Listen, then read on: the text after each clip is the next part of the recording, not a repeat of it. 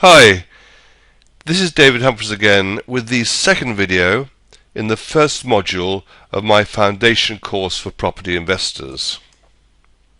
And in this video we're going to start looking at what you should be doing before you start buying property, before you start investing. And the first thing you should do is to educate yourself. You need to develop an understanding of the property investment, buy-to-let and the market as a whole. There are hundreds of books you can read, literally hundreds of books you can read, both e-books and also hardback books. Just Google them or go onto Amazon. There's a series of network meetings arising all over the country, and these happen, generally speaking, every month. And at these network meetings you can meet other investors, both newbies and highly experienced investors. And one of the interesting things about these network meetings is that the investors, even though you may be considering investing on their patch, if you talk to an experienced investor, you will find that they will help you. They will answer your questions. They're not protective of their patch. As competitors, we talk to each other. So do go to local network meetings. There may be 2, 3 within easy driving distance of where you live. Go to the network meetings, identify yourself, and look for help, assistance, support, etc. and introductions. Also on the internet there are a number of forums, landlord and investor forums, where you can raise questions and take part in discussing various topics. One word of caution that I would add about forums, unlike network meetings for instance, where you can eyeball the person you're talking to, in the forums you can find some people put up their name and picture so you can see who it is, but others hide behind pseudonyms. They call themselves, Top Street or something odd, and you don't know who they are. So always be careful about taking advice from someone who you don't know who it is. You don't know what their background is, what in the context of their experience. Also on Facebook you will find Facebooks which are devoted to property investment and property investors. Join these Facebook pages as well and converse with other property investors, raise questions, ask for advice. Everybody's very, very forthcoming, particularly with inexperienced investors. On YouTube you will find numerous videos about property investment and buy-to-let. So this is another source of valuable information.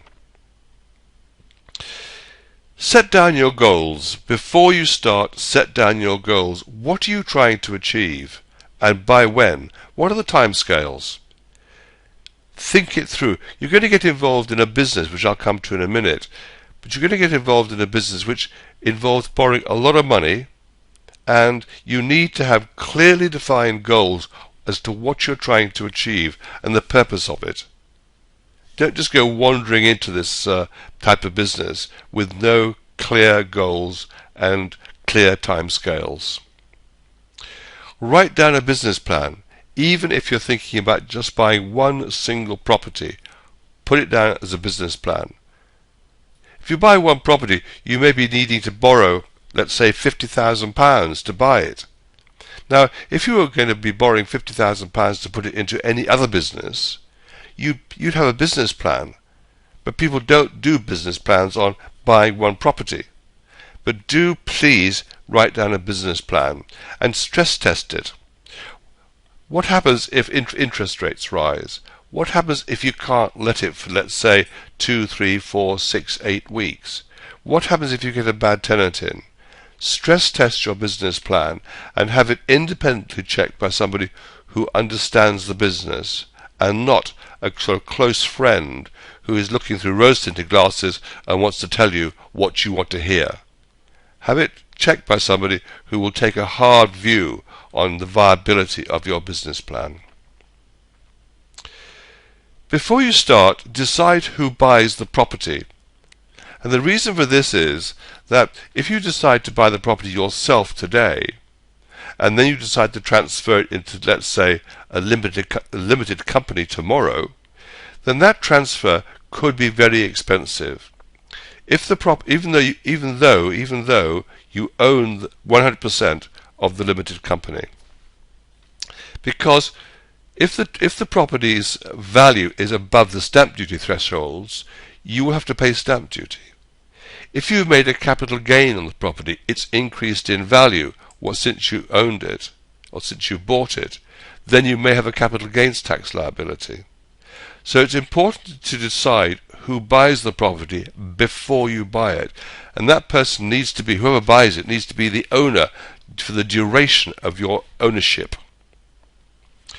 Also, before you start, think about the exit routes with plenty of what-ifs.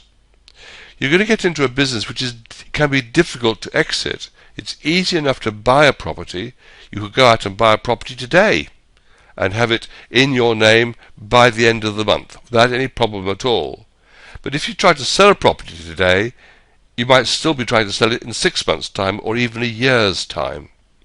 And obviously to exit you need to sell. So do think about the exit routes. You need to be buying properties where the exit routes are clear, which we'll come to in a later slide in this foundation course. And when you're thinking about the exit routes, plenty of what-ifs. What if the market goes soft? All sorts of things you need to think about.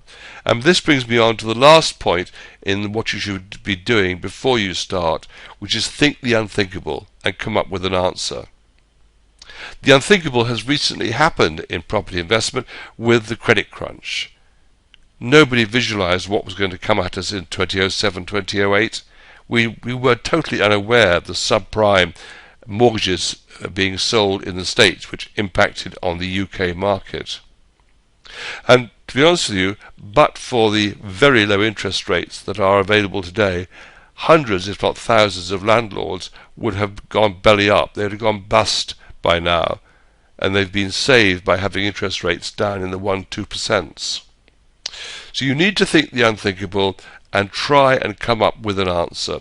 But at least by thinking about the unthinkable, it will focus your mind on what possibilities there are and whether or not you should even be in the business. I remember going to a course many years ago that I was involved in running for an American organization, and at the end of the course I asked one of the students whether they were going to sign up to the next level, and they'd already spent, I think it was £1,500 on this 3-day course. And I sat with this gentleman and asked him, and he said, "No, I'm not going to do it." And I said, "Oh, really? So do you feel that this has been a waste of time and a waste of money?" He said, "Not at all, not at all." He said, "I spent £1,500 or whatever the sum was, and the next stage up was going to be, let's say, £2,000 or £3,000. He said, "Not at all." He said, "I never realized how complex it was. And if I had signed up today or gone into it today, I could have lost a lot more than £1,500.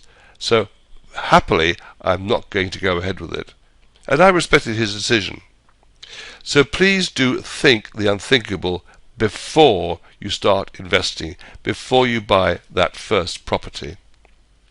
Okay, that brings me to the end of before you start, and I'm going to now shut this video down and start the next one.